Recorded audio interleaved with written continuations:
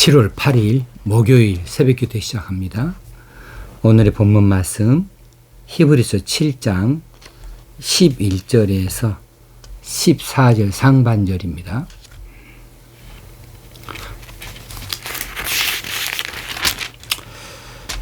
레위 계통의 제사 직분으로 말미암아 온전함을 얻을 수 있었으면 백성이 그 아래에서 율법을 받았으니 어찌하여 아론의 반차를 따르지 않고 멜기세덱의 반차를 따르는 다른 한 제사장을 세울 필요가 있느냐.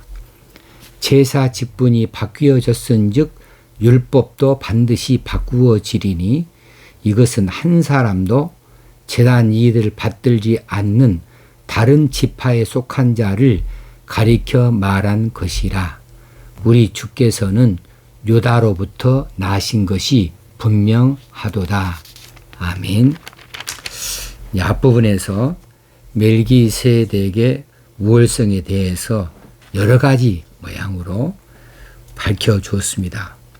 이제 11절 이하에서부터는 멜기세덱의 반차를 따르는 새 대제사장 예수 그리스도의 등장이 있고 또 율법이 바꾸어지는 것에 대해서 말씀해 주십니다.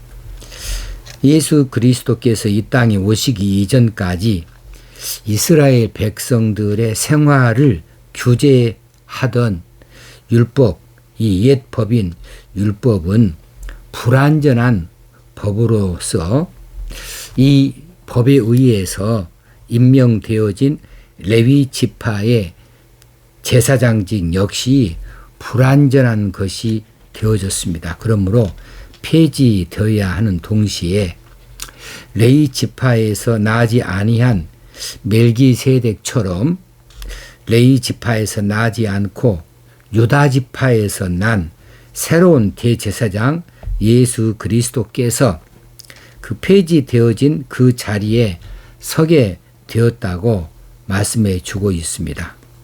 그러므로 이제 우리 신약의 성도들은 구약의 율법에 매이지 않는 자들이고 구약의 제사를 드리지 않는 자들이고 우리에게 새로 하나님께서 임명해 주신 우리의 대제사장 되어지신 예수 그리스도의 속죄 사역을 통해서 우리가 온전해졌고 이제 하나님께서 주시는 새 언약의 백성들이 되어지는 것을 우리가 믿어야 하겠습니다.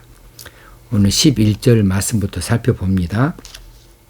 레위 계통의 제사 직분으로 말미암아 온전함을 얻을 수 있었으면 어찌해서 아론의 반차를 따르지 않고 멜기세덱의 반차를 따르는 어떤 한 제사장을 세울 필요가 있었겠느냐.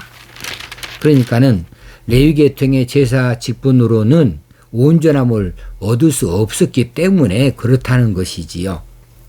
여기에서 다른 한 제사장을 세울 필요가 있느냐라고 이렇게 반문해 주고 계시는데 다른 한 제사장을 이전 성경에는 별다른이라고 번역을 했어요. 별다른 제사장. 오늘이 우리 성경에는 다른 한 제사장 했는데 이 뜻은 다르지 않고 같은 뜻이에요. 원어로는 헤테로스라고 하는 헬라어를 썼습니다. 헤테로스.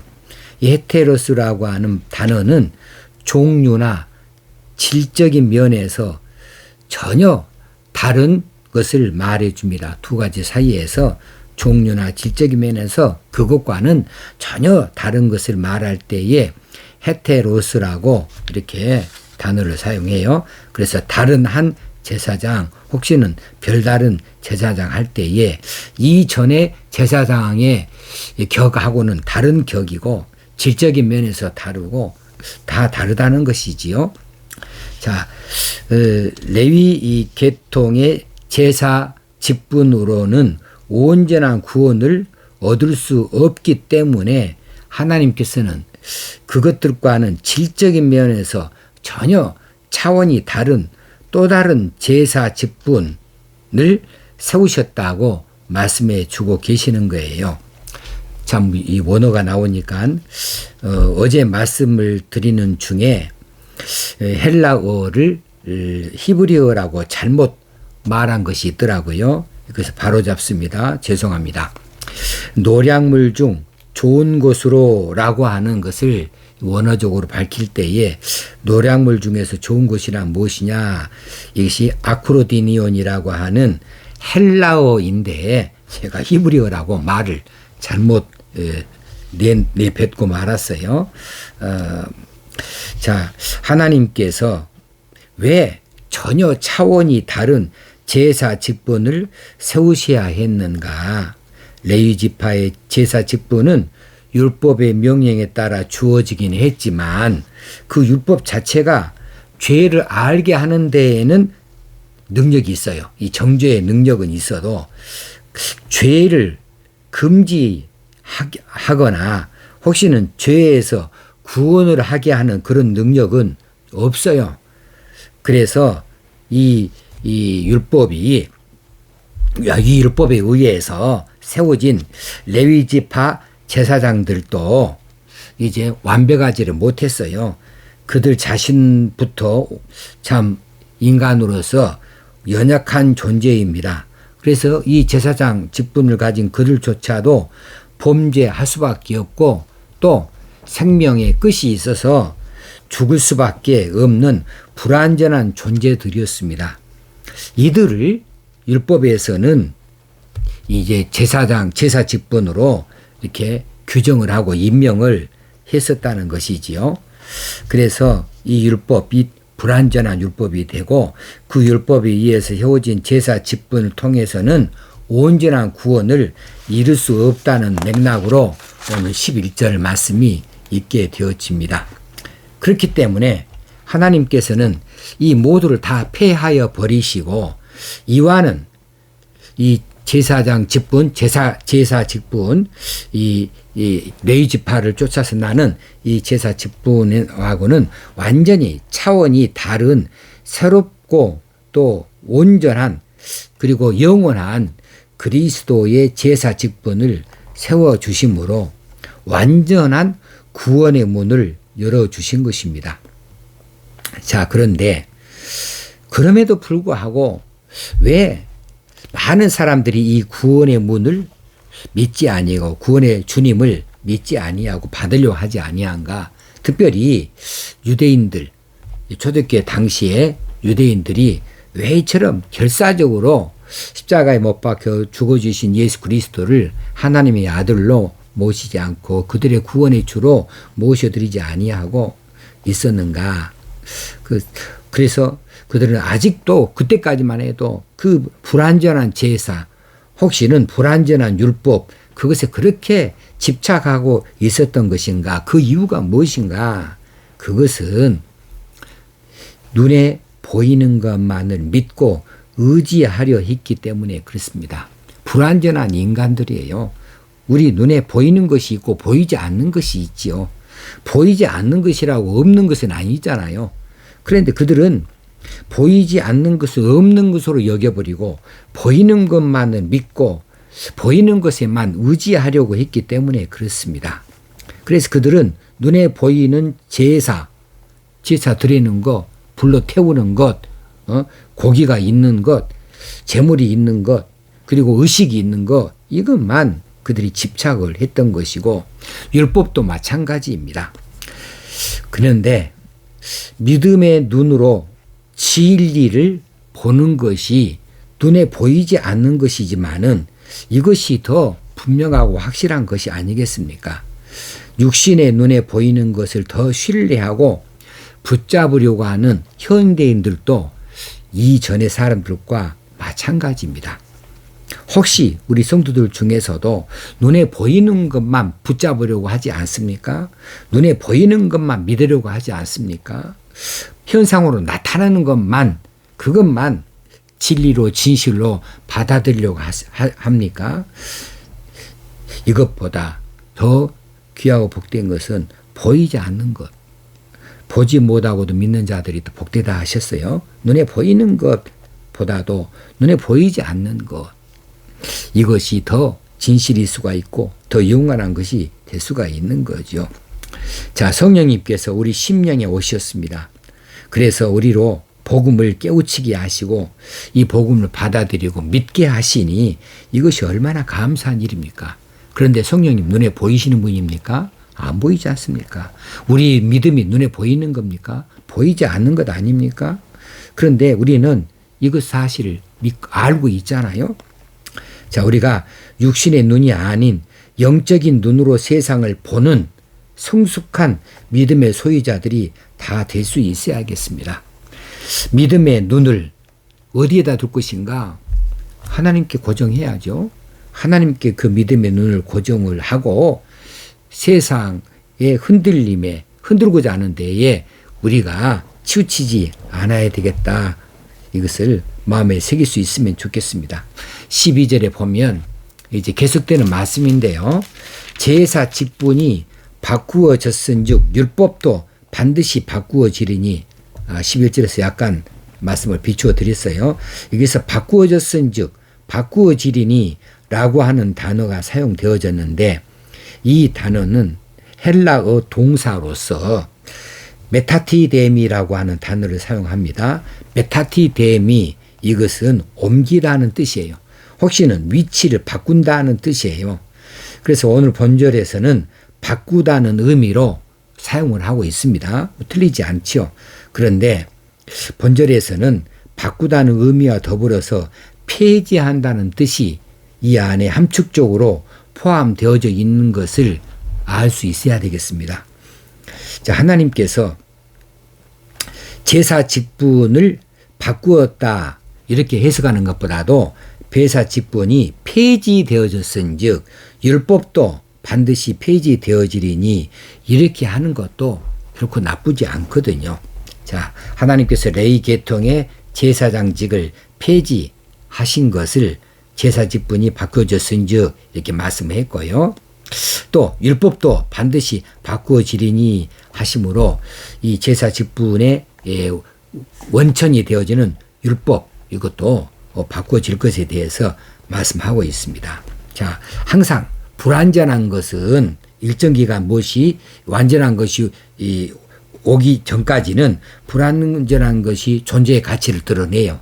그렇지긴 하지만 완전한 것이 와버린다면 이 불완전한 것들은 그 존재의 가치를 상실하기 마련입니다.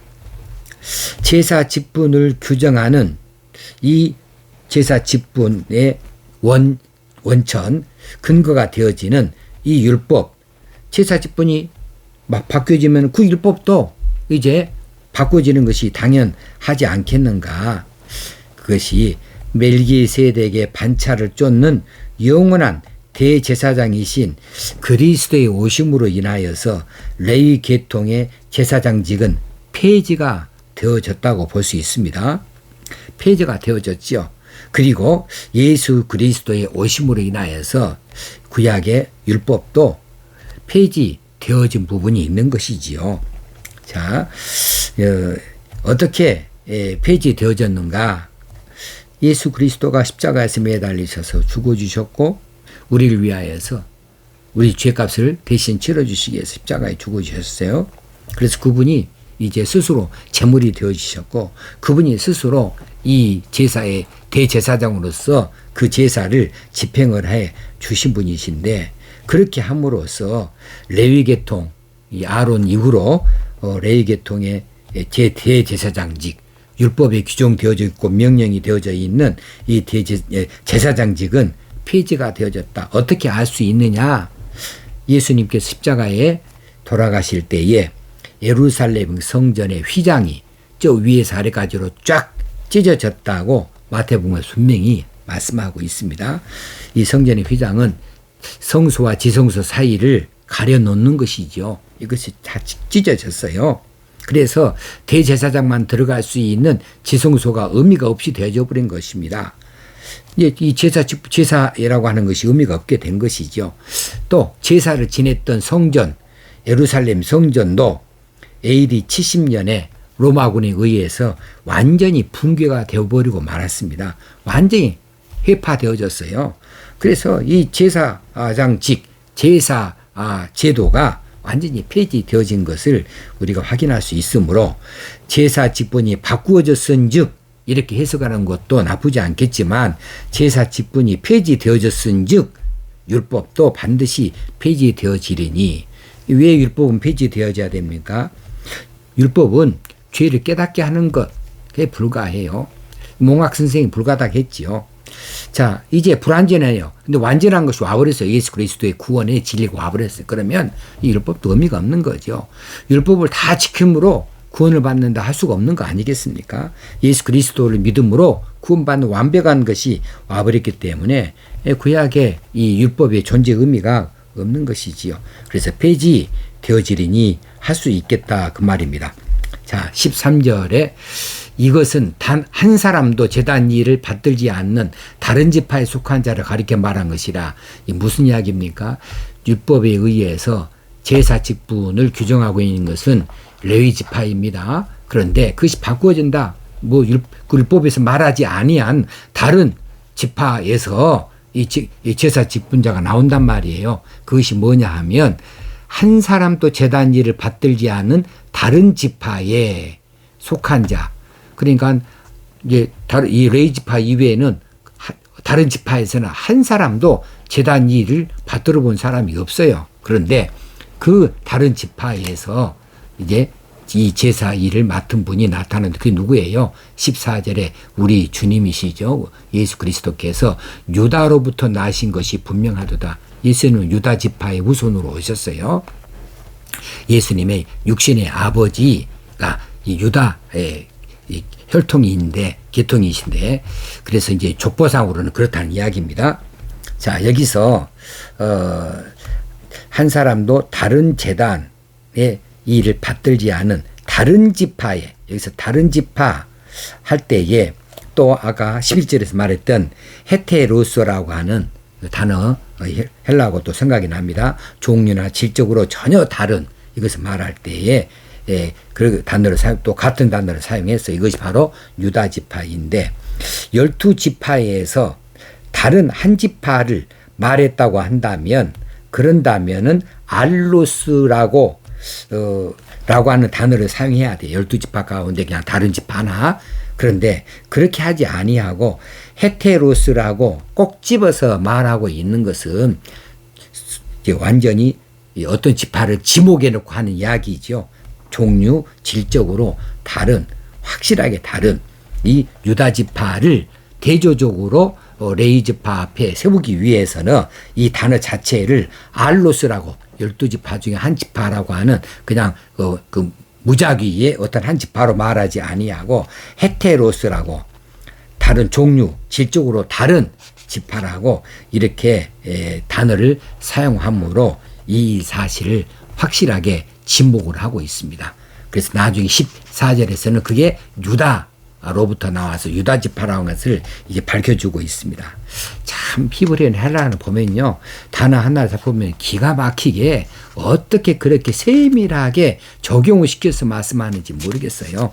자, 오늘 또 우리에게 이 믿음을 주신 것이 얼마나 귀한 믿음인가 하는 사실을 다시 한번 기억하고 이제 대제사장이신 예수 그리스도 우리를 위해 십자가 죽으신 당신을 제물로 삼으신 그리고 스스로 대제사장이 되어주신 그리고 그 제사를 지내되 불완전한 땅에서 지내는 것이 아니라 자신의 몸을 이제 제단 삼아서 이제 성소 제단이란 것입니다. 성소와 대제사장과 제물 이 세 가지가 거룩하고 완벽해야 되는데 흠 없어야 되는데 영원히 흠 없는 자기 자신을 제물로 삼고 또 제단 삼고 또 대제사장으로서 그 일을 집행해 주심으로 영원한 제사를 지내주신 예수 그리스도를 알게 하신 것, 그분을 믿게 하신 것, 우리 구주로 모시게 하는 것, 이것이 얼마나 기쁘고 감사한 일인지 모르겠습니다. 이런 기쁨을 누릴 수 있게 되어지길 바랍니다.